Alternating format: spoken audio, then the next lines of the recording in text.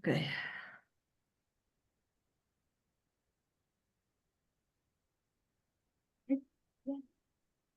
Hello, everyone, and a very warm welcome to the IFSAM Roundtable, Inspiring the Future of Management Research Perspectives from Mentoring from New Generations of Scholars. My name is Silvia Sveženova, and I'm IFSAM's Vice President of Research. But more importantly, I'm delighted to co-host this roundtable with two wonderful colleagues, Christine Moser, who is Deputy Vice President of IFSAM in the area of research, but also Vice Chair of IGOS and Associate Professor of Organization Theory at VU Amsterdam, who does research on AI, technology, sustainability. And EGOS, of course, runs for many years PhD and postdoctoral career workshop and has recently launched a scholarship to provide opportunities for young scholars to attend EGOS. I'm also delighted to welcome as my partner in crime, Arabella. And Arabella is president of CIMA and also past Secretary General of IFSAM and CIMA, full professor of management at the University of Palermo, working in the field of strategy. In a way, this event today is a partnership between IFSAM and CIMA. CIMA in 2019 created the CIMA Next Generation, who has been working to listen to young scholars, necessities, priorities, their suggestions, and they are a significant part of the membership of CIMA at the moment, very active at conferences and at other venues. But the purpose for today is also somewhat symbolic. Several years ago, IFSAM started introducing soft policies, and we, together with Christina and with all the member associations, we have worked on the soft policy on research. And our commitment number one in those soft policies is a thriving community. As part of this commitment to fostering a thriving community, we have agreed on a strategic initiative, and this panel today is in a way a symbolic way to launch that initiative called the Futures Academy. Futures Academy, which focuses on how IFSAM can engage the young generations, the new generations of scholarship across the different associations and ensure a nurturing environment, a nurturing context for scholarship, to bring new perspectives that can allow and open up engagement within IFSAM and beyond. And for that, I not only have two wonderful co-hosts, but we have invited fabulous speakers who each have energized the field of management through wonderful initiatives. We are eager to hear from them and to learn more about how new generations of scholars can help us drive a more sustainable field of management scholarship, but also a thriving and vibrant and connected community. So without further ado, I will pass the word on to my co-hosts to start our panel discussion.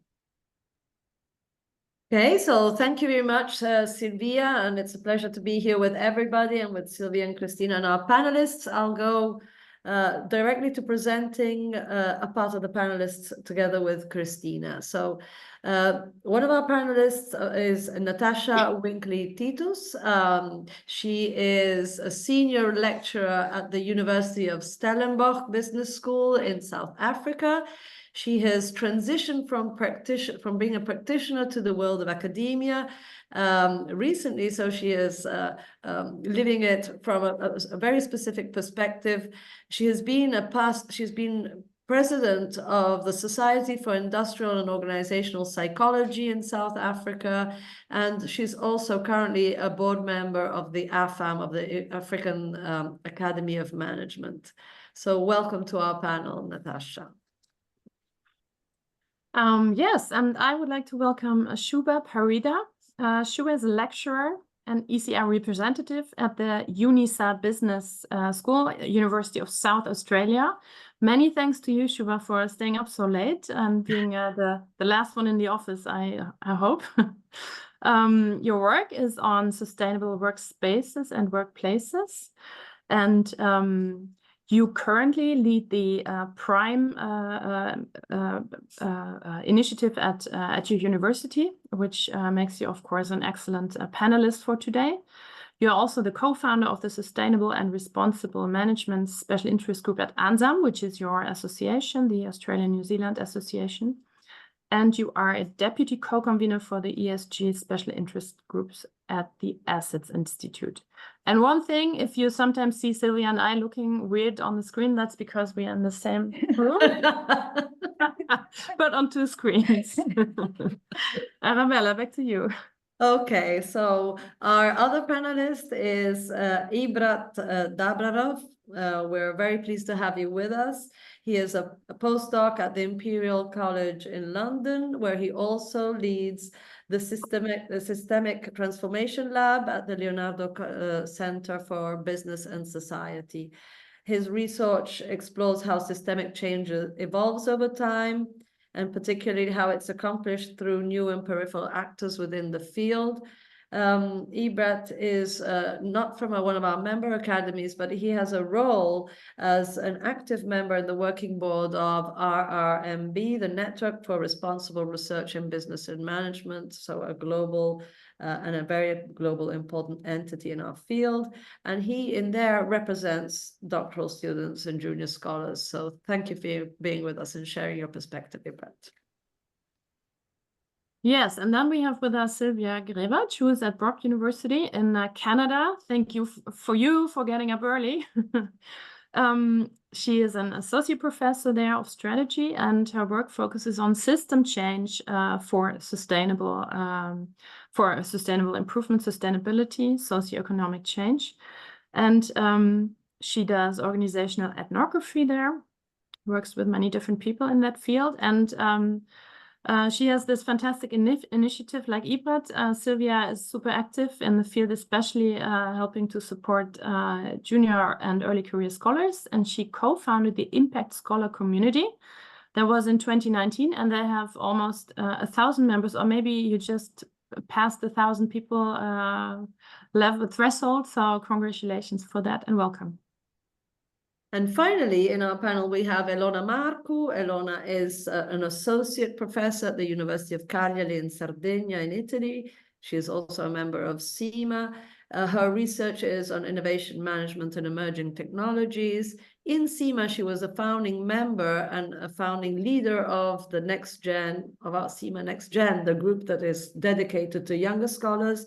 And then she must have brought her own passion and competences also to EGOS, where now she heads the Young Scholars of EGOS group, working precisely to promote collaboration and initiatives between young scholars. So welcome, Elona, to the table as well. Thank you. And also welcome to our audience. Fantastic to see so many of you. It looks a bit like we do have a global audience a little bit. So wonderful. So here's what we'll do. We will address 2 questions, and each of the panelists will reflect on these questions from their own experiences and activities. And after that, we have time for discussion questions from you, from the audience. So let's dive right in. So let's start. Natasha, so what are your experiences with regard to the futures of management field? What can we learn from your own activities and initiatives? Thank you so much, Christine, and thank you for the invitation. Not being an IFSAM member, it's really amazing to add another network to my group. As already mentioned, I am one of those old new scholars, so I come with a heap of practice experience into the scholarly world. So I feel like a junior, and in all practical tenses, I am a junior. But oftentimes I get looked upon as a very experienced person that should know a lot and should contribute and lead everything. So being in a developing context, we have our own context and our own challenges in terms of being new and then having to find your way into this world, which is a completely different world to practice. So as a academic, one of the first things that was a priority for me was to find my identity as a scholar. I thought coming from practice, joining a business school, it's another thing. I'm just going to pick it up and run with it. I found that I entered a new planet and had to learn a completely new language. So I had to find my academic while dealing with the realities of becoming a scholar, and for all intents and purposes, that means publishing. You have to have a scholarly voice while navigating a heavy workload, teaching load, and finding yourself and learning the methods and the ways of being in a developing context. So in finding that identity and finding my space in this area, one of the first things that I decided was to start from a position of strength. So my strength, I've got a very solid, as you heard, I was the president of our professional society. So within my context, I had a solid foundation to work from. The first one was being my collaborative nature. I have a strength in finding and building networks, and so I leaned into that to build social capital in the academic space to help me navigate through this. And another position of strength for me was I come from a consulting background, so systems and design thinking come naturally to me. So pulling the dots together, there's a million pieces at the same time in academia that we have to navigate, and finding ways to connect the dots and move forward was something I leaned strongly into. And then lastly, just my capability to build networks and to collaborate. I have a servant orientation. I'm not scared of hard working. So I had to very quickly figure out how to find the networks and surround myself in spaces and with people to progress in this space.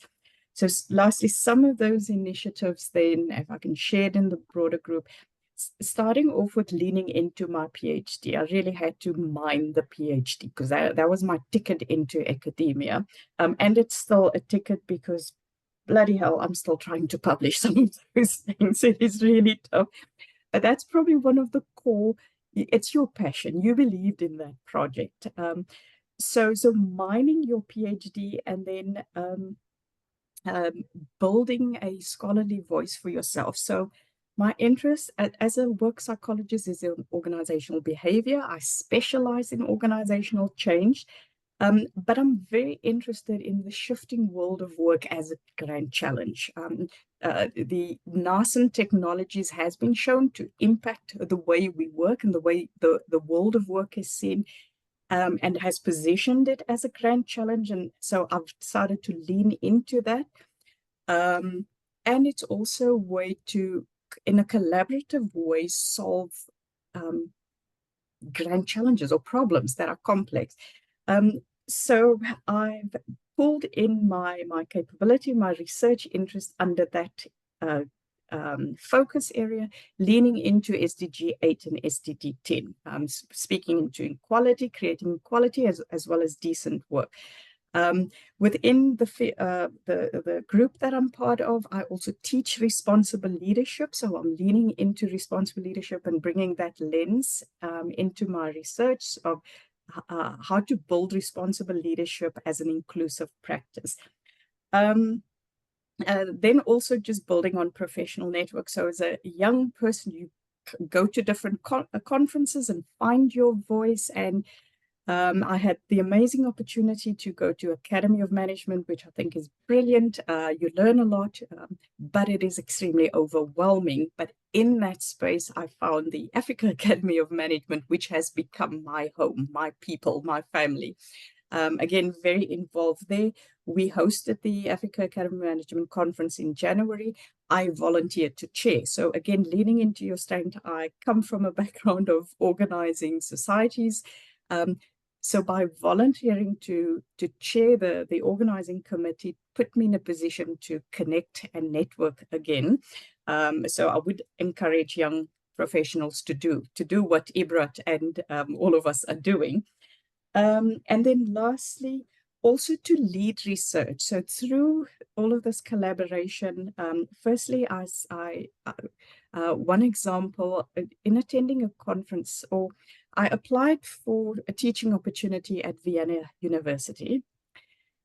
Then I attended a conference and I met some colleagues from Vienna University who happened to present a paper that was very similar to research that I was doing in New World of Work and remote work.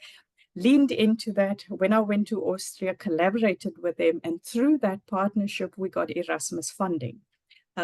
I did most of that work, in the groundwork, the putting the proposal together, which is what I encourage young scholars to do. You put in the groundwork, but you get people that can enable you. Similarly, through the IFSAM network, I met a collaborator from Warwick University. So Warwick has a partnership with Stellenbosch. She connected with me because she's very interested in the African context. We started the North-South dialogue on practice-based research, focusing on Africa phenomena and Africa problems. Again, we received some funding from that. So now we have this network of scholars, of practice-based scholars that focus on Africa type phenomena. So I think I'll leave it there as opening remarks. Thank you so much, Christine. Thank you, Natasha. This sounds like you do a lot. Thank you. Shuba. Hi, everyone. So thanks for inviting me to be a part of the panel today. And I am 3 years into my PhD, still an early career researcher, but I hope I'll give you some insights of what initiatives that I have done so far. So, so when I was reflecting on this, so recently, last year, I received a both early career researcher and early career teacher award in my business school, which made me to think that what exactly did I do differently than others? And now I think I made a good reflection on that. So something that I really wanted to share with everyone. So first of all, my PhD was a very industry-focused PhD. It was a CRC project. I was working on a real industry problem, and that gave me an exposure to work on things that has got a real impact. And the solutions from my PhD will be converted to a non-traditional output or a report that has a direct impact into the industry. So that is my initial exposure to that actually drove me to do more and more impactful research. And I started to find purpose in most of the research that I started doing it. So I was I was doing good teaching, but doing research which was having an impact was something that was a really interesting thing that happened to me. So with the research, like I'm not talking about the publications, the academic publications. All we know that a lot of us don't really read academic publications. What I'm equally proud of my academic publications, but I'm really proud of those small piece of industry publications, a small conversation piece, something that is written in the university enterprise magazine, or something that is written in a local magazine that people in industry read. So I'm actually equally proud of those kind of outputs as well, where actually gives me a bit of focus on, well, I can talk to a non-academic audience. I can also do something that is for academic audience as well. So that is something that I guess I would always suggest people to focus both as an academic output as well as non-academic output as well.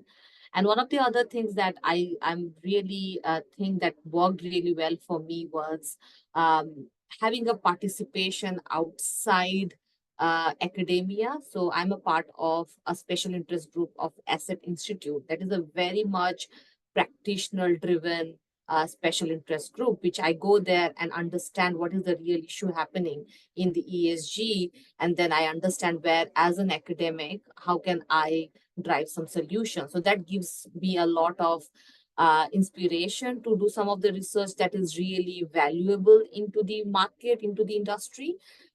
As well as I'm also a part of like the newly formed special interest group at IFSAM, which is sustainable and responsible management.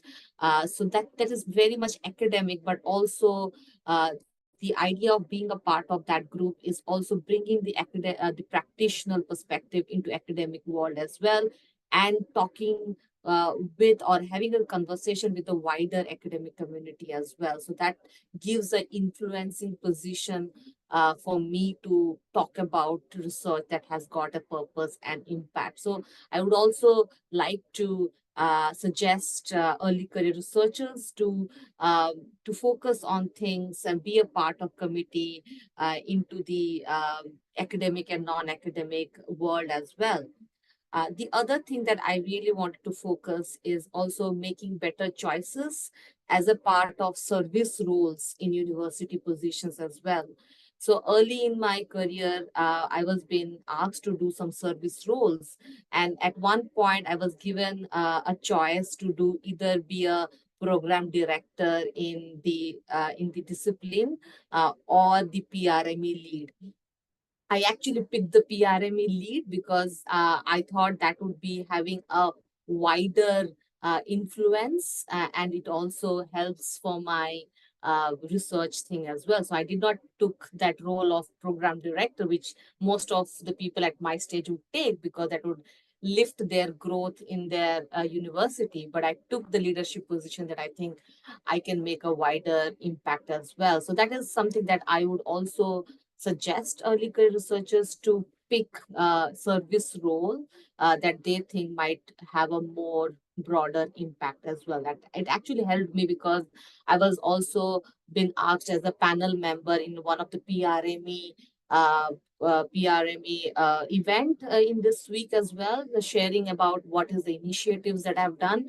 So this is something that I guess the purpose and impact going through making better choices as a part of service roles, having more stakeholder engaged research, being a part of wider community, both academia as well as non-academics, is something that I wanted to share. Thank you so much, Shubha. Sounds all very good. And I already see some overlap with what Natasha said about building your identity. Clearly, that has to do with the purpose that you find in your work. So thanks for sharing your perspective. Ibrat, what's your story? So perhaps identity could be a way to start my story. And to understand, I guess, where I'm coming from, I would start with telling a little bit about my background. When I was, my first degree was actually in medicine. And as much as I enjoyed medicine and going to hospitals and spending time with patients, the big thing kind of on my mind was almost every time I was leaving the hospital was, how can we improve the hospital system? Right? How can we make the system work better? So in that sense, I was kind of had these puzzles and I was looking for solutions, which led me to then subsequently doing a public health degree. And in the master's program, when I studied at Oxford, we were trained, and I think this logic was deeply embedded in my thinking, is that when you do medical research, is that you have to do two things, right? You choose a real world problem, and then you do robust research. And then you don't just do research, but also think about, okay, what is the relevance of that research to the real world?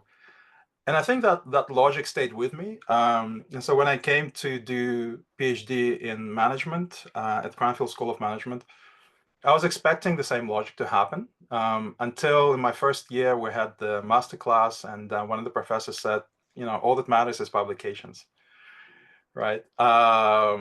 I had a difficult time swallowing that pill, to be honest. But it made me think more deeply about the purpose of management research, but also how we conduct research and what inspires us to do research in business schools, considering that business schools considered to be kind of practice-oriented schools, right?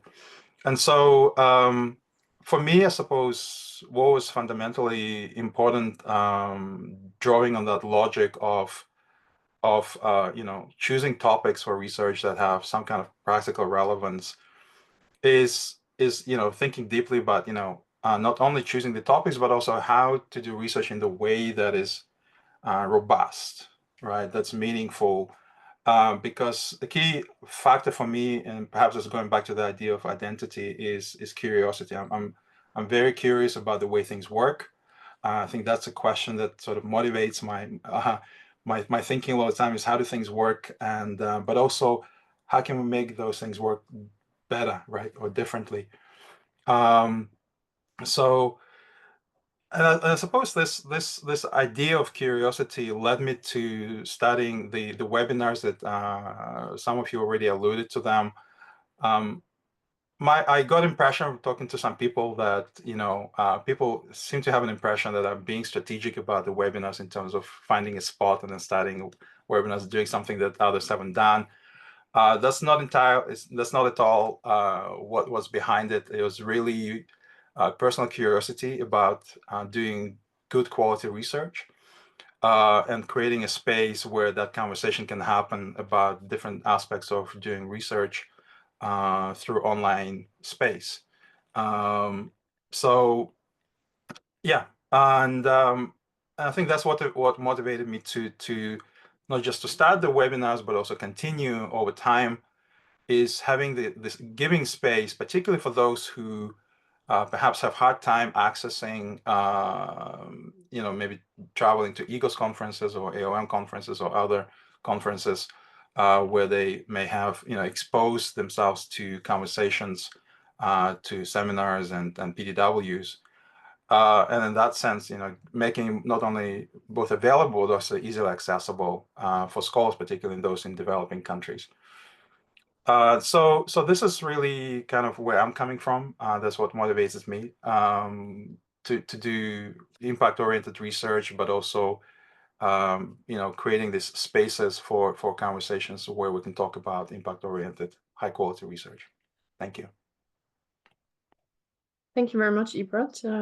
Yeah, and I think your webinars are very successful, so well done, and thank you for doing that. And you're absolutely right. Not many people cannot afford to go to any conference abroad. Some can't even afford to go to their own if it's a big country where you need to travel. And well, at many associations, I think we see that it's getting worse. It's not only money, it's also visa or travel restrictions within the country. So I think these online initiatives are super important. Yeah. Sylvia.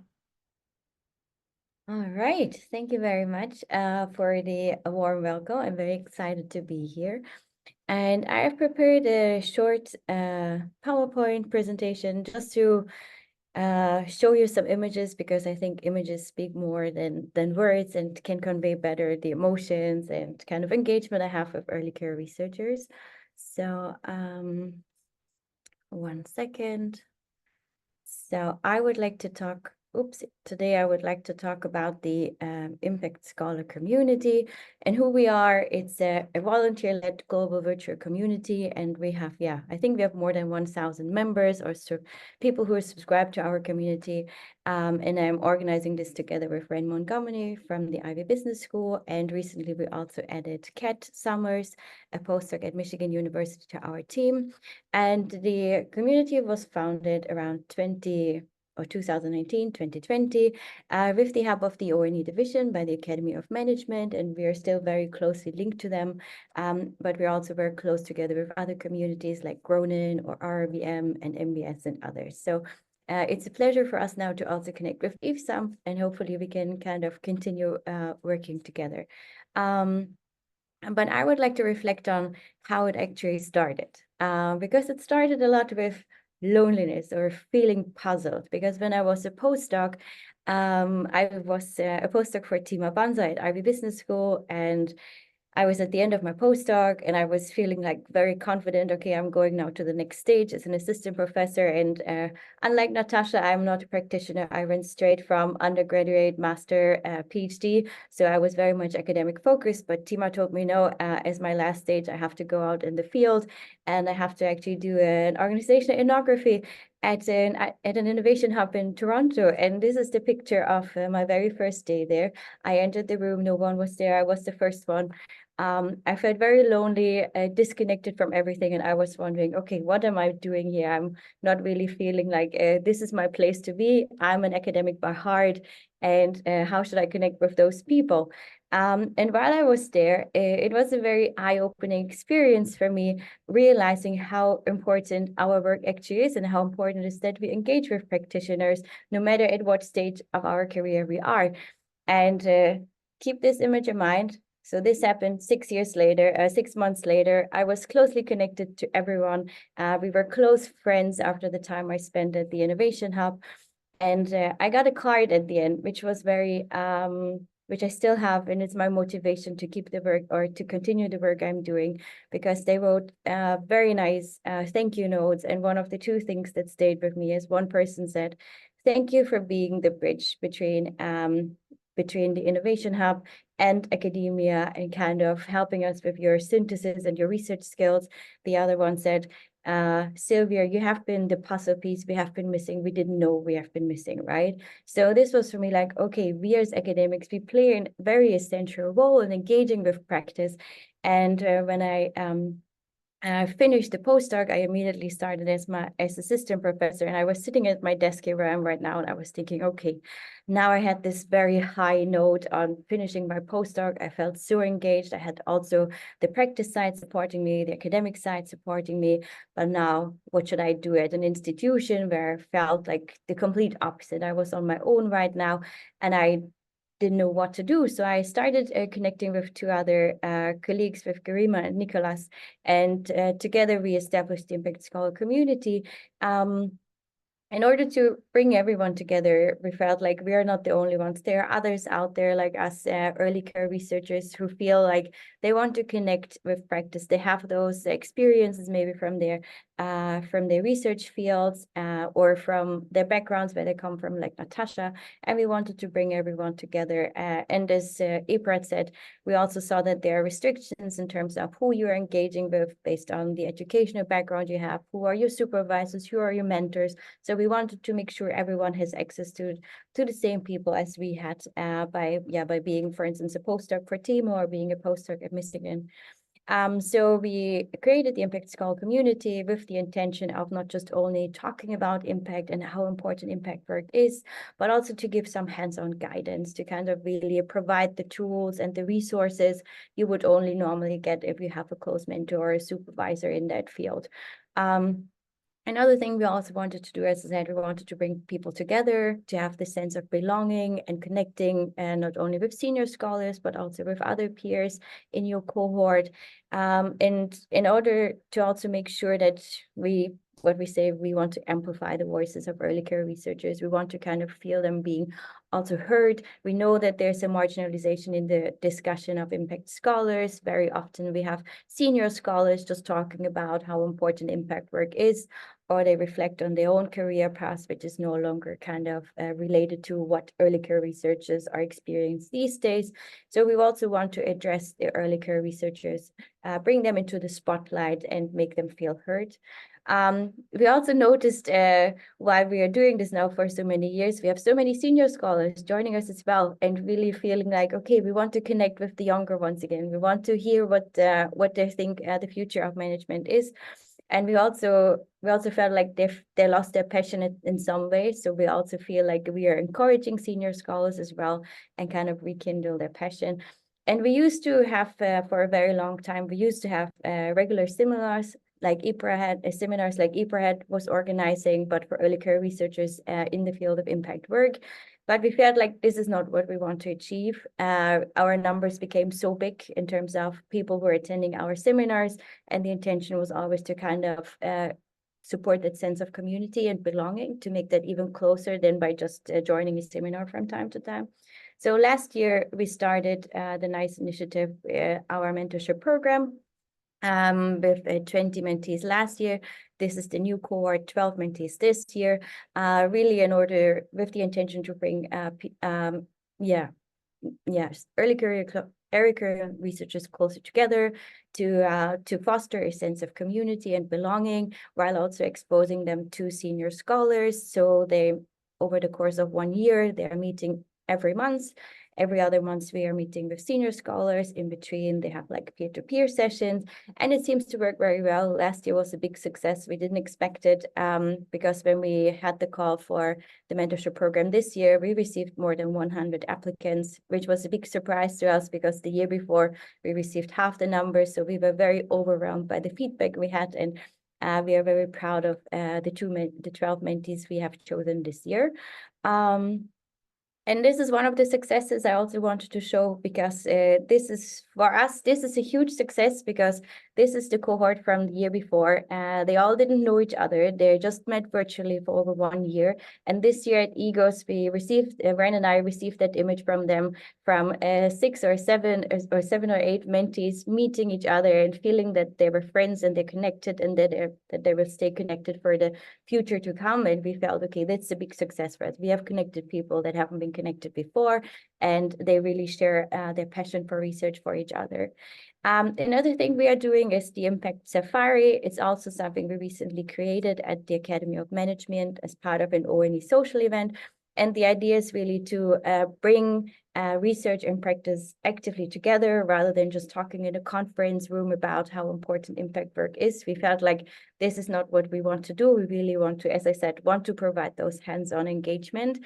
And so last year we started with going to a soup kitchen in Boston, so Haley House. We just engaged with them. They showed us their neighborhood, the work that they are doing, and we had a lot of time to ask them a lot of questions, and also help them with some own struggles that they had in terms of their management. This year, in Chicago, we met with the Friends of the Chicago River, who are taking care of the river in Chicago, preserving the ecosystem, but also the history of it, and they also have a museum. And they did a nice walk with us along the river. We walked around in the museum, and the same principle as before, we had time to really engage and ask questions and bring academia and practice together. So so that's what we are doing. And I hope you enjoyed the little insights of our work, and I'm looking forward to hearing what Ilona has for us. Thank you, Sylvia. Ilona, go ahead. Thank you very much for the invitation, and thanks, Silvia, for these beautiful pictures. Really amazing what you are currently doing, but also all the activities of the other panelists.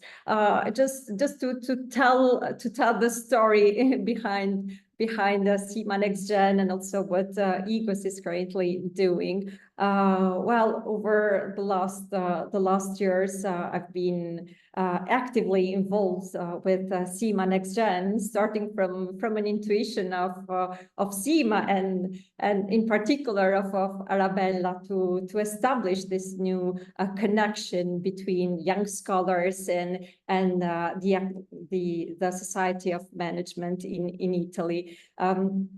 Together with Elena Casprini and Beatrice Re, we have to think really to start from scratch.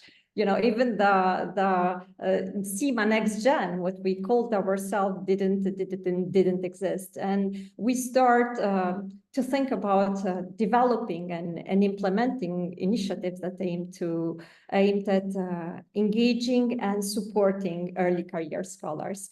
So the main goal was to foster a collaborative, but also a supportive environment to some extent. So it was a place where young scholars could gain the skills, network, but also some confidence with academia, you know, even emotionally. I can mention one initiative like how to review a paper. Okay, it might seem, PhD students should start to know how to review a paper, but we thought together with a school of the research methods that was important for PhD students to keep them with essential peer review skills. So what we did was to match young scholars with more experienced reviewers and to review the papers that were previously submitted to the conference, to the annual conference. So in this way, basically they could observe what more experienced scholars were reviewing the paper, but also engage in and maintaining and contributing to high standards in the review process. So to learn from this. And another thing in this context was that we also established an Outstanding Young Scholars Review Award, so to recognize the exceptional young reviewers and also to promote excellence in academic service. Another very interesting initiative is the conference buddies programs. It included a community and a WhatsApp group that allowed young scholars to connect with peers, not only for travel arrangement or shared accommodation. And we very often talk about sustainability, okay? But it was a way for young scholars, first of all, to be more sustainable and to share accommodations and also traveling together, but also to provide a sense of belonging and also of psychological support, because you are in the same group with other scholars that feel the same struggles, the same challenges in the PhD path. So it was a way to help scholars feel more comfortable, because for them it was maybe the first time to attend the conference, but also navigating in those academic events that are part of our life. We also have been working with in particular, with Alba Marino and Gabriele Murtas, that are members of CIMA Next Gen, that are continuing with all the activities in organizing networking events. So having those large meetings with young people and really celebrating the good news, celebrating also the challenges, and celebrating the academic path. So it was a way to foster connections and to some extent even to ease this anxiety and to provide guidance and support, not only from academic perspective, but also emotionally. And really this helps a lot. So it feels like you are part of the community and you are useful to help young scholars. More recently, so last year, I really had the privilege to co-chair the IGOS colloquium in Cagliari, which it was a big event, and I really could feel all the 3,000 scholars that came all around the world, and really the young scholars with their thoughts, with their challenges. So really that experience, which is a very impactful experience, made me realize how much, how we could broaden the impact and also trying to foster inclusivity and diversity that are also the core pillars of many academies, and of course one of the core pillars of IGOS. And so recently I became involved in IGOS and trying to coordinate this new project that focuses on young scholars activities. And I would say that even, for example, during the celebration of the 50th anniversary of IGOS, and we could see the submitters coming from more than 90 countries, you know, and even growing over time and closing the gender gap. But we can have wider impact. And one of the projects and that I care the most is trying to foster collaboration between junior and senior scholars, what Silvia you are doing, but also trying to push on countries that are less involved Okay, especially we saw that submitters from Africa, although IGOS is doing lots of activities, trying to foster, to push research and academic research in that way. Maybe that collaborating with PhD students in less privileged countries with more senior scholars could allow, emerging scholars from those in areas to submit papers, to do great research, to contribute with new perspectives, and to leverage and to enrich with the diversity. So this is very brief. Stay tuned on the EGO side, on the SEMA NextGen side, because there are also other activities that we are preparing. So thank you. Thank you so much, Ilona. And on that note, perhaps a little bit of very short EGOS promotion here. EGOS will be online in 2026. The main conference will be online. And this means that, as far as I know, a big conference for the first time goes online, not because they have to, but because we chose to. And inclusivity is a really, really important reason for doing that. Shortly, within the next weeks, hopefully, the call for sub-theme proposals will be out. And I very much encourage all of you to spread the word and empower the juniors to nudge their seniors together with them to hand in the proposal. And then to run their own sub-theme and participate. And this will really be an opportunity for scholars from otherwise underprivileged countries to participate, because the fee will obviously also be lower than it's usually, because most costs we do not have. So thank you for that. Very quickly reflecting before I hand over to Arabella for the next question. We've heard a lot about purpose and engagement and community, supporting each other, engaging with practice, also finding your own identity, voice, curiosity, not becoming bitter and cynic. And interestingly, nobody really talked about careers. So it seems that this narrative that Ibrat was talking about, only papers count, and so maybe it's just not important enough anymore for the next generation of scholars, because clearly you need the ticket, you need to be there and be able to join, but it's perhaps more becoming a hygiene factor. As soon as you have a job, then you can engage in many, many different ways. And I do think that this is becoming much more normal. And that's a really good thing, I think. So there's many different ways of making an impact and making a career and finding purpose in these activities, other than only AMJs and ASQs, I think. So over to you, Arabella. Thank you, Christine. And that sounds like a very nice message to end up with that first part on.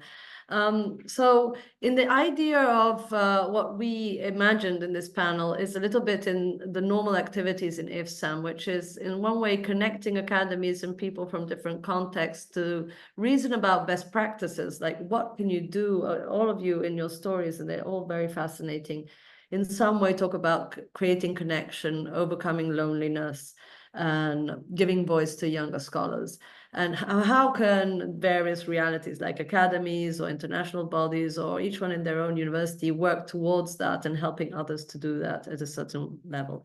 The other thing that IFSAM does is to reason about, we do soft policies, to reason about what we would like to see in the future, what we would like as central values, what we would like as a benchmark, what message would we like to give to our colleagues from a differentiated perspective. And so the second part of this panel was not so much on how can we support connecting, how can we support overcoming individual, loneliness or so on, but also what are the values, what are the principles that you would like to see on one hand, perhaps in academia, and on the other hand, in management studies in general, globally, from your perspective, from the eyes of a young scholar, from the eyes of your own context. And I'd leave the floor again to Natasha for a first take on that. Thank you, Natasha. Thanks so much, Arabella. But I really need to lean into Christine for leading us into that vocation conversation, because I think if it wasn't a vocation, we would all go a little bit nuts, because taking 5 or 6 or 7 years to publish a paper, it will drive you nuts. So you need to find the bigger why. I think I want to lean in first on the topic that is center of this at this conference, which is sustainability, and not the SDG, and not sustainability as a thing, but a sustainability as a way of being. Being a psychologist that work in an organization, and less so on the individual level, and looking more at how behavior as practice unfolds through our processes, our systems, and how everything works together in an organization to deliver output. I'm very mindful of the way we do things, how we show up, our being.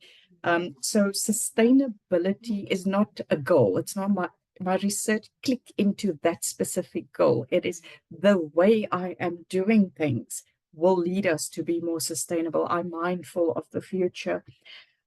So 3 things that stand out for me. The first one is, and we've mentioned it again, it's the science practitioner collaboration. And again, I have the advantage that I do lean in more. But it is incredibly important that we not only think about what we do, but also inform those that practice, those that do consistently. One of the projects I'm particularly proud of, and it's not even in an organizational context, but it was my work as a professional, as a organizational psychologist in South Africa. We, of course, have our own history of marginalization and inequality. And within my professional society, we've had similar barriers to inclusion in this type of career. And just the very pragmatic work we've been able to do as a professional society. So leaning into the academics and scholars, but also into what's happening in practice, and providing opportunities for young professionals to come through.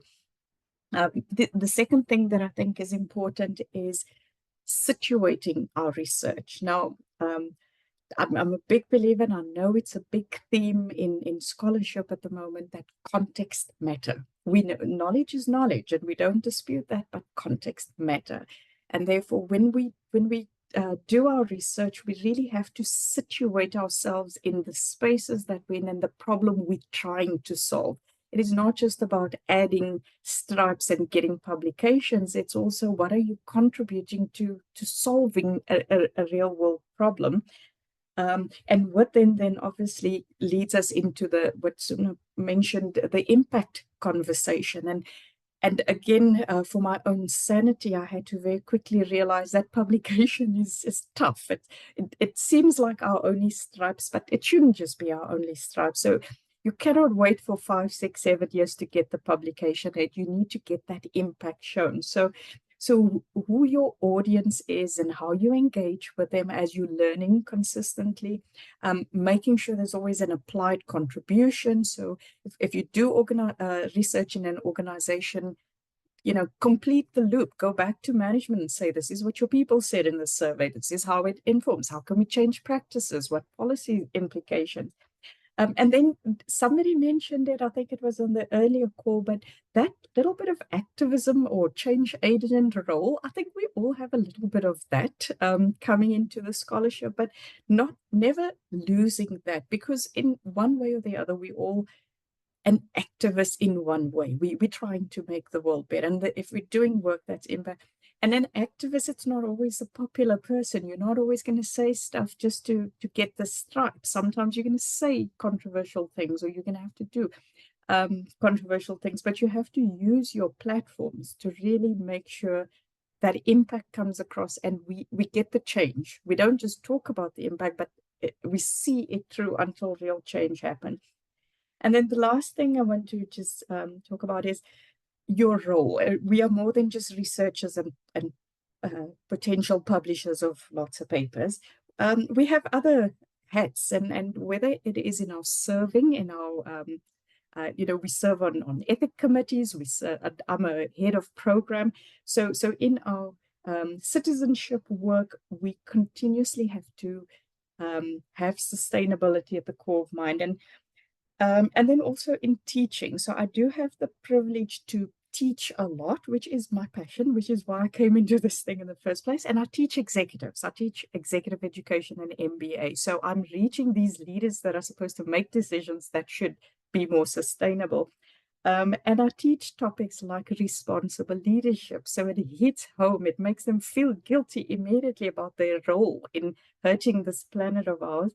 And I also teach topics like evidence-based practice to help practitioners do their work in a more evidence-informed way, which again, in a developing context is not always, we can't take it for granted because not all leaders have advanced degrees and learn about theories and how theories inform their practice. So those are just a few comments on my side around the values we instill. Thanks. Thank you very much, Natasha. That was really clear, and also the connection between all the different parts you're saying. Once research becomes impactful, becomes meaningful, it becomes also sustainable, probably. And so there's a connection between them, and a very clear view of not having, academia for academia and papers for papers, but a necessity to make those meaningful for ourselves and for others. And first of all, because that gives us pleasure as ourselves. Thank you very much. And Shuba, the word to you. Yeah, thanks. Just listening to what Natasha said is also one of my points about looking at the priorities in research that has got bigger impacts. So probably someone has got a passion for a topic, but if they can shift that topic, slightly shift that topic to something that can have a real world impact, would be very much interesting as well. And I feel that that also brings what we say, what is the value or the purpose of what we are doing. So that is really interesting, and which is why I was while I was listening, I was trying to connect that as a part of my pointers as well. The other thing, I guess, is when I heard that EGOS is going online, I was very happy because one of the pointers that I have, we talk about energy poverty. What about academic poverty, right? So, so the most of us we continue getting what we are getting, but there are a lot of academics, they don't really get even the things that we are getting. So making collaborations that is more inclusive will really be helpful as a part of, like, as if I say, what is the future of management research, and we as the stakeholders or we as the decision makers, how can we make impact, is making it more inclusive. And coming to management as a discipline, I guess when you're talking about impact, often we always think very silo. There is a problem, real world problem, but we often think from a management perspective, for example, or someone from supply chain perspective, someone from IB perspective. There is a lack of system thinking, and that's where I guess an interdisciplinary collaboration would be very much interesting as a future of management research. And I guess I'm a part of AOM ONE as well, and I think I'm glad to be a part of some of the presentation in ONE where it was not very much management driven research, but it is very much sustainability research that talks about a lot of different things. And I guess I was in the business meeting of the ONE at the AOM, and someone from EGOS, they were saying that they were wanting people from other discipline to put papers into EGOS, which has got a sustainability angle. So these kind of things would really encourage even the management researchers to go interdisciplinary and work with people from STEM or from creative, from justice, from law, and understand a holistic approach to a problem, which is why I guess like in our universities, they really encourage putting projects that have got interdisciplinary team into it, which is good.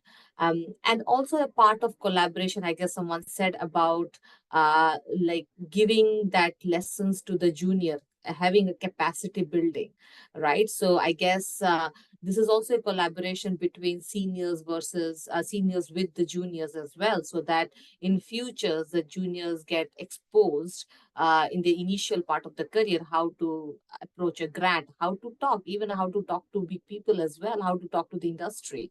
So those kind of things, I guess there is a real responsibility from the senior researchers to have a capacity. I guess most of the organizations these days are doing that as well. Like I know the impact community are doing with the mentorship, stuff like that. And these are things are happening, but I guess that should be a continued effort as well to giving back to the younger scholars. When they become seniors, they will give back to the younger scholars, and that continues again and again. Thank you. And I will still emphasize on the real world impact, impactful projects. Yeah, that's it. Okay, thank you very much. And thank you for framing it in the way you did as let's get into the eyes of being stakeholders and how we would like to see the field in the future, which is precisely, you said it in nicer words, what we were asking you to do, right? How, as stakeholders, would you like to see the field? And impact again, and this idea of an inclusive academia is very important, as well as the idea of, grand challenges. You cannot get them, see them if not in an interdisciplinary way. And what does that mean even on the evaluation of research? We've seen this sometimes in IFSAM conversations. Interdisciplinary research is what you need to be impactful, and on the other hand, we need to think of what that means in our careers and in the evaluation of our research. It's challenging. Brad, I'm going to ask the speakers to just keep by the 5 minutes so that we have enough time for questions, because we have a lot of people and I'm sure there'll be questions. So Brad, thank you to you. Thank you, Arabella. I'm probably not going to say anything that everyone on the call here already doesn't know, particularly judging that looks like, most of you, if not all of you, much further ahead of me in your career. But I guess, going back to what I mentioned earlier about, the shock I experienced when in my first year of PhD, the professor said, it's a kind of publish or perish game, right? And if you want to succeed, you have to publish. Well, full disclaimer is that I'm not against publishing at all. I think publishing is a good enterprise, and I think it's important to publish, whilst recognizing why we publish as well. And that's the purpose of publishing is more than just advancing in the career, at least in my view. But I suppose we all know that the moment you start the PhD and until you finish your PhD and even beyond that, you constantly drilled in this idea you have to publish. You go to AOM conference, there are a lot of events to do with publishing, right? A lot of the workshops to do with publishing, and those also tend to be often very attractive, particularly for younger scholars. And so we created a system that sort of everything circles around publishing from the beginning to the end. We evaluate it on the basis of how many publications and where we publish. So it's not enough to, how much you publish, but also it's important where you publish and perhaps who you publish with. And so I think that seems to be, at least my impression, it takes a lot of energy, it takes a lot of time, which means perhaps people have less headspace for thinking about, how can I be engaging with the practitioners, how can I engage with organizations, what else can I do to influence the world in a more positive way through my research. And what we seem to be lacking is this idea of, how do we move from high quality research to, what do we do with that research beyond publishing, right? How do we influence practice and policy?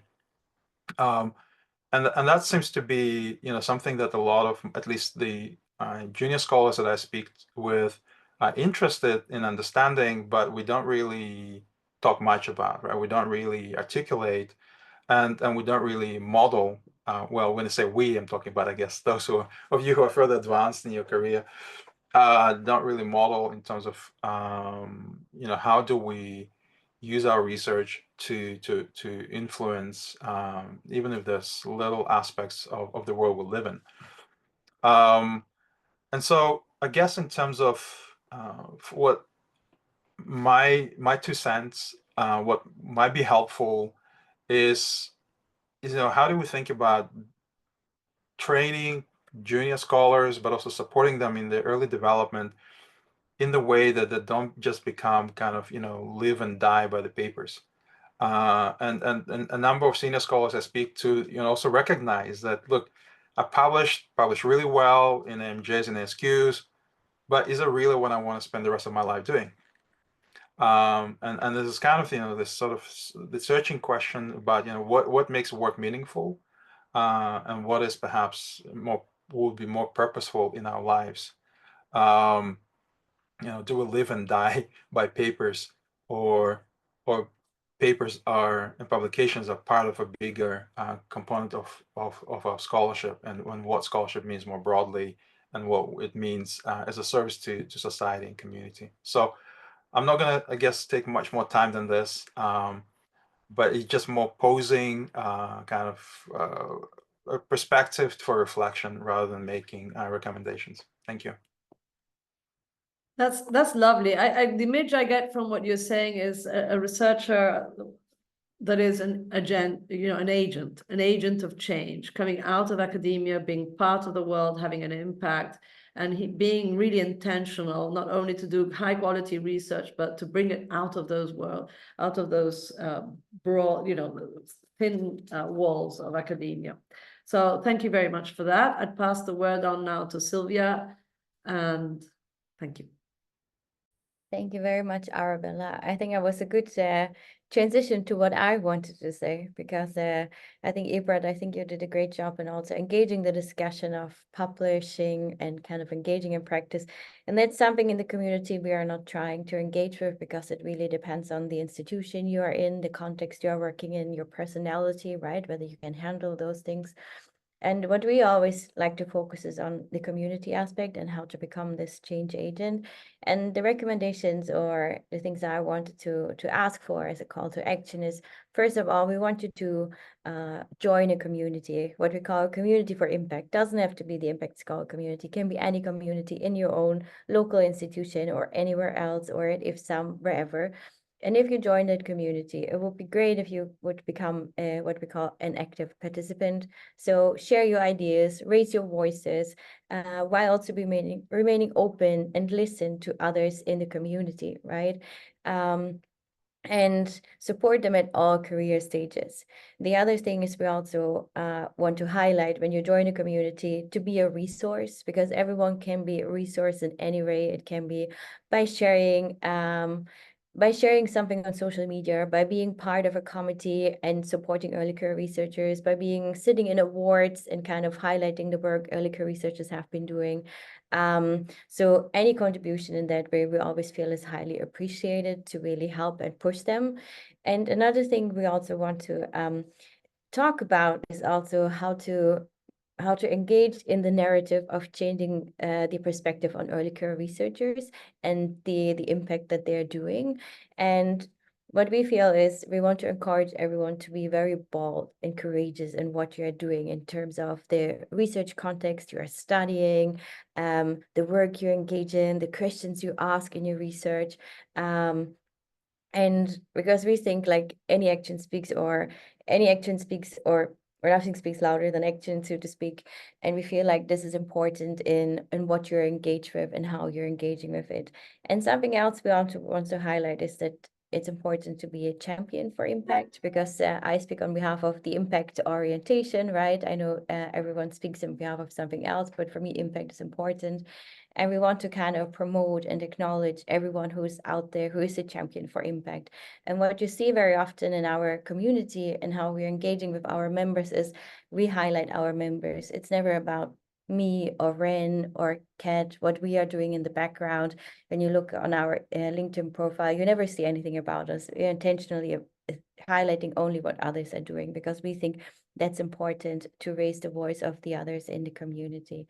So yeah, so those are the things I wanted to highlight in terms of joining a community and also engage in changing the narrative for impact for early career researchers focusing on impact work. So thank you. That's super lovely as well, right? So you're adding one more piece, which is giving voice, bringing together communities, and communities have this sense of togetherness and connectedness and non-hierarchical being together and being united, which is so in the IFSAM feeling, right? I think that's really, really the right kind of feeling for this setting. And also the idea of championing and being bold and bringing ahead and highlighting the positive things that other colleagues are doing, and this sense of celebrating other people and their success. I think that's so beautiful. So thank you very much for that as well. And last but not least, Ilona. Thank you. It is a bit tough to be the last. And trying to say something and to add something. Of course, I totally agree with the need of using interdisciplinary approaches and trying to push on the impact-driven works. On this side, I may also share an experience. I had the pleasure. Somehow it was a challenge during the pandemic in Italy. I was involved in an international project with 250 scholars, including a Nobel laureate. We tried the overall group. I dealt with the innovation management together with my team. The need at that moment was to build a user-friendly and an easy-to-assemble mechanical ventilator to help people. There was the lockdown in Italy, so many emotions. I really feel so emotional even in this moment. And in just 6 weeks, this group that until that day was working on the dark matter. So on the physics side, they were able, and together were able to get the authorization of the FDA of the device. And this device was later commercialized and also sold to the Canadian government and to other countries. So it was such a emotionally rich experience, but also to see and to work with scholars on the physics side. And we had also the pleasure to publish the case on a management journal, and we included also scholars from the physics field. And it is very interesting to highlight what Arabella said, the evaluation side. Just because we are 8 authors all together, because we were part of that project. But when it comes to the evaluation side, there are some challenges still on that side. So for sure, as Ibrat was saying, as all Natasha, Silvia, and also Supa were saying, it is very important to look not only to the theoretical contribution, but also the impact.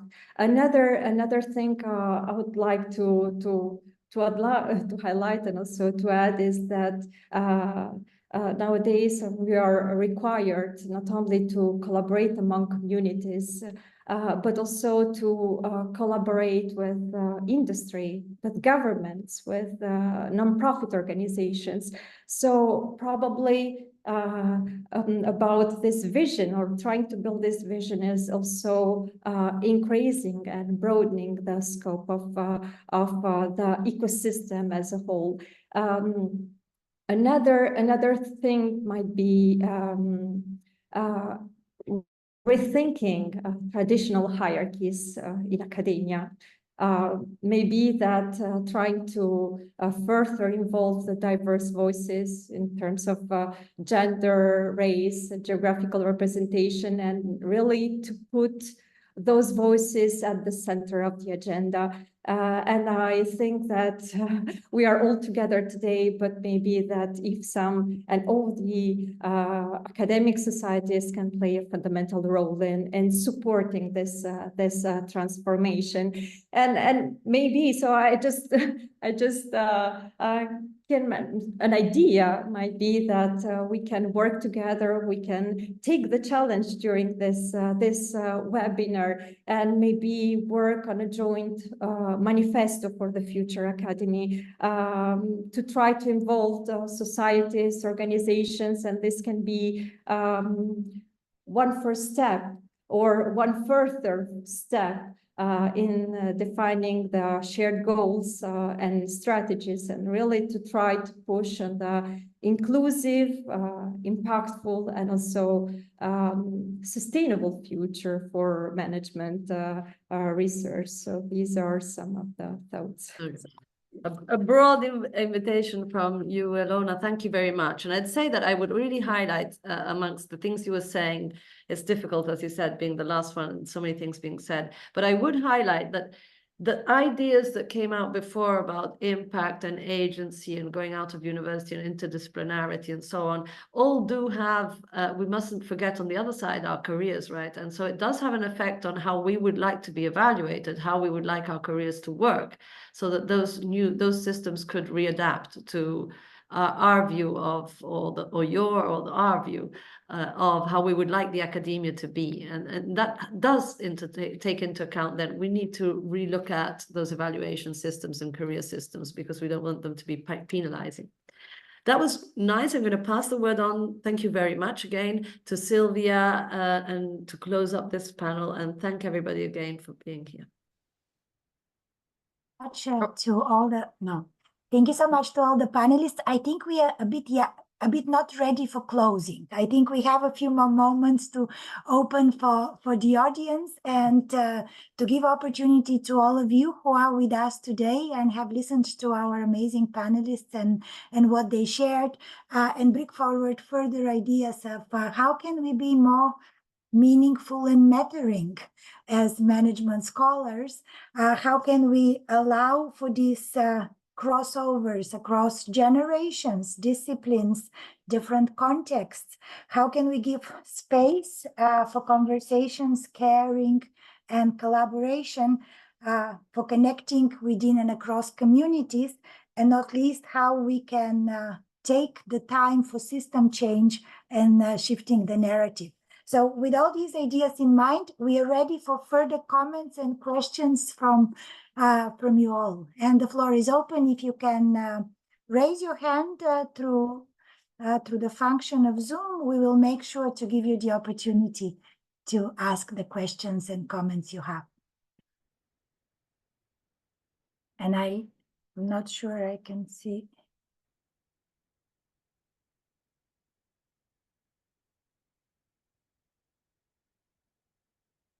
No questions. So there, you've raised your hand. I have raised my hand. Oh wow! Do you have a question? That was an accidental. That was an accidental move. But I would like to actually address something that has to do with the Futures Academy. I think all of our great panelists had different ideas that, in a way, connect with what IFSAM stands for. We stand for this plural identity where research, education, and practice come together.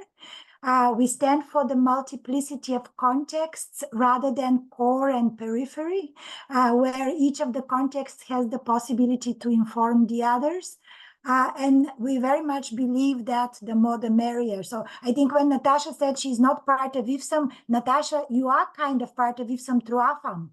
So what IFSAM has the power to do is the multiple associations that form part of IFSAM can, in a way, do this amplification some of our panelists were talking about. So in these last few moments, if we can ask you a more kind of practice question, how can you use us?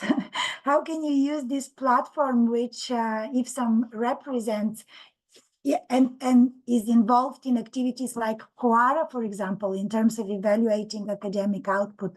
How can we serve as a connector across these multiple diversities and opportunities for mattering and meaning that you mentioned. And I will turn it again to the panel, and then you can self Just speak up. Speak Just up. unmute yourself and Thank you. I just want to weigh in, and thank you, Sylvia, for the invitation. I feel very much part of the IFSAM family as of today. I live by this saying, you know, in statistics, of course, in theory, we know about significance, we know the importance of significance, but leaning into management, John Maxwell always used to say, you know, success is about yourself, but when you start hovering in the space of influencing others to be successful, then you start moving into that world of significance. Your life has a bigger purpose, and it's something that's really at the core of my livelihood.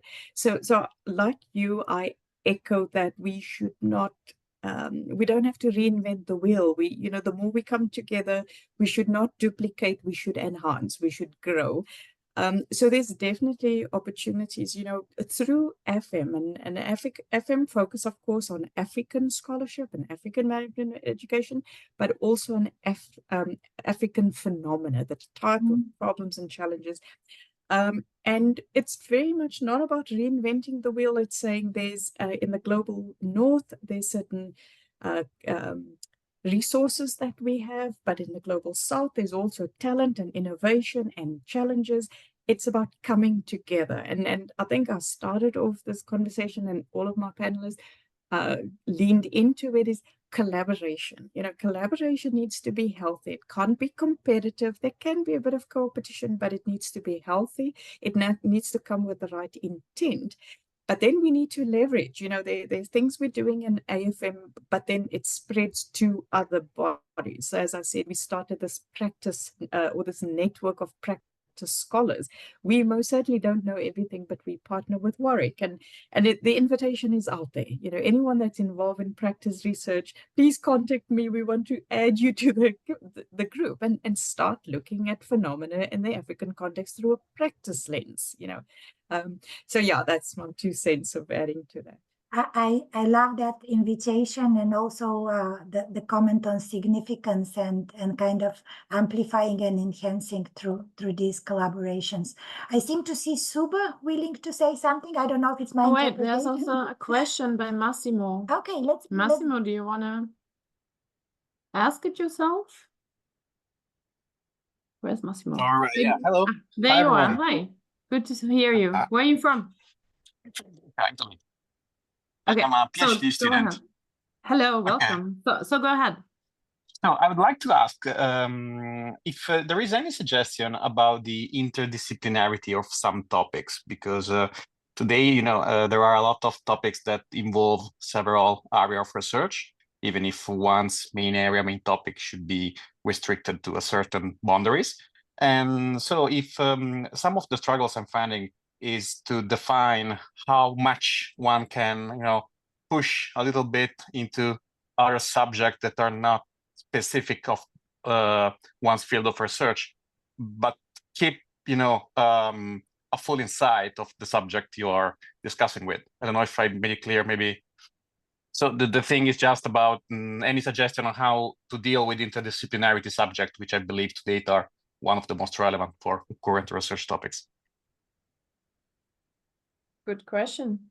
Who feels inclined to respond?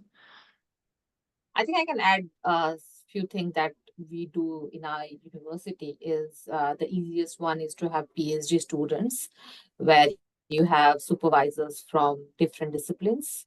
And in our business school, they actually value proposals with PhD proposals with team from different disciplines. So they give them a priority than having a team that is only from business schools, even though it's a interdisciplinary topic. So I think this is one interesting thing, that we get people from different, even though the project might be very business focused, but context-wise, people from STEM or creative, from law, they will give that input so that you can still be in your discipline, but can get the insights to understand that larger thinking from other disciplines as well. Yeah. Thanks. And maybe Sylvia, you study systems, so how do we do this? Sorry, but you felt it coming, no? I was just typing something to add a comment to Massimo, so I was just about to add my 2 cents. Glad I wasn't the only one. Yeah, so I think that's a great question, Massimo, and I think there's not only from systems perspective, but I think there's a great need for more interdisciplinary work. And what we see now is happening that there are a lot of editorials saying that we really need to have more interdisciplinary work. It's the same with system thinking, that we need more of it, but there are so little examples of how this can actually be a successful collaboration, to be honest. And I'm going to share an article by Joel Gaiman with you, who was just recently published in Nature, who I think is a great example of how successful interdisciplinary research work can look like. And maybe that also helps here, because I think we need to transition now in terms of how we are doing it and how can we make this successful and being recognized. The same with systems thinking. There's so much we need to do in terms of the methodological approach, and and bringing this out into also different journal outlets, not only the FT50, but also if you have something, for instance, published in Nature. I think that's great and should be recognized as well, right? So great question. Thank you very much, Massimo. Thank you a lot for the answer. Roman, do you have a question too? Please go ahead. I'll try something, given the question about interdisciplinary approaches. I here there are 3 notions that are together, that go together as important topics today. One is developing interdisciplinary conceptual approaches. The second one is sustainability. So the question is, why sustainability is becoming so important? Was it not important before? So I think the question of why sustainability is now so important is one question we can raise. Another one is we have to shift narratives. So why do we have to shift narratives? So if we take these 3 questions together, the first question is interdisciplinary approaches, sustainability as something useful or necessary now, and shifting narrative as something necessary now. These 3 notions could be taken together. And system analysis is an interdisciplinary approach. And I would say maybe there is something lacking in the classical system approach, a very classical one. I would give one part, I think, 2, not answers, but 2 directions to go on with this question. First, I think it would be useful to develop an interdisciplinary conceptual framework. And systems are not our concepts, but there are other concepts that can be useful. And the second one is my hypothesis, working on that, which is we are undergoing an institutional crisis modification, deep modification. That's why we need new narratives. That's why sustainability is a problem. And I think so we need to understand the institutional status of what we are doing. And I think this is interdisciplinary, because this crisis is general and expresses itself in social science as well as in practice. Thank you, Roman. And just to be fair, where are you from? I'm from Paris. I'm from HEC Paris. Okay. And before Sylvia will close, Dieter, very short and famous final question. Please go ahead. And where are you from? Yeah, if you want, You're okay. We can hear you. Yeah, okay. I'm a delegate, let's say, from URAM. I'm the country representative, co-chair or council co-chair of the country representatives which we have in URAM, and in such function I also belong to the URAM board. And what I would like to say is, just adding to the discussion before, raised by Massimo and connected also by Romain. Romain just said we need a conceptual interdisciplinary framework.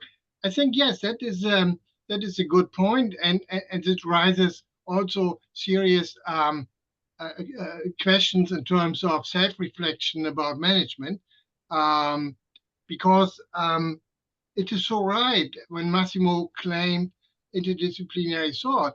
However, if we really think about the history of management, it is by nature an interdisciplinary subject. So it has strong links. I mean, it started to be part of economics, but it has also strong parts to law, to sociology, to psychology, especially to history. So we have all the different disciplines inside of management. What we do not have is an own canon of methods. We do not really have an own apparatus of theory. So we have something borrowed from everything, but the paradox and very contradictory situation in everyday life in our universities is when it comes heart to heart, then management departments or faculties claim their own, let's say, own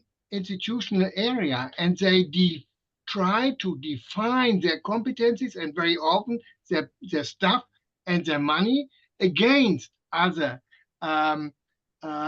faculties, let's say all the other social sciences, with which they are connected by the nature of their doing. So that is a very paradox and contradictory situation, and we should really try to foster further thinking on that.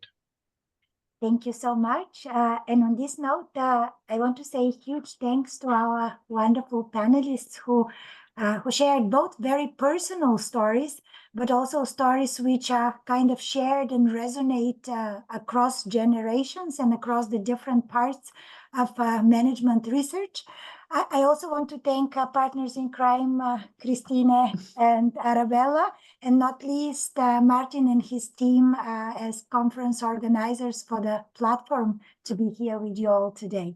Thanks a lot for a wonderful discussion, and we look forward to engaging further through the Futures Academy, but also through lots of grassroots initiatives as we heard today. Many thanks. All the best. Thank you. Bye. Thank you very much. Thank you. Have a good Bye day. bye. Have a Bye. great day. Bye, everyone. Thanks, everyone. Bye-bye. Bye bye.